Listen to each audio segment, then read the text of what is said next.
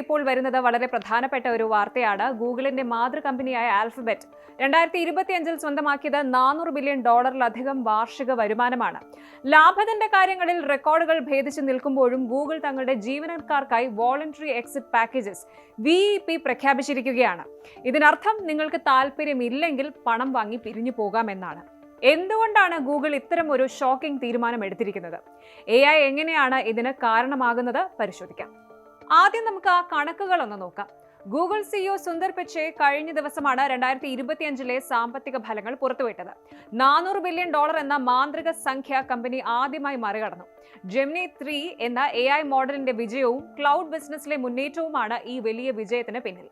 എന്നാൽ ഈ ആഘോഷങ്ങൾക്കിടയിലും ഗൂഗിളിന്റെ chief business officer Philipp Schindler ജീവനക്കാർക്കൊരു മെമ്മോ അയച്ചു.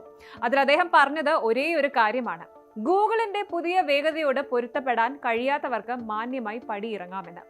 എന്താണ് ഈ VEP? പലപ്പോഴും ലേ ഓഫ്സ് അല്ലെങ്കിൽ പിരിച്ചുവിടലുകൾ കമ്പനിയുടെ സൽപ്പേരിനെ ബാധിക്കാറുണ്ട്. എന്നാൽ വോളണ്ടറി എക്സിറ്റ് അങ്ങനെയല്ല.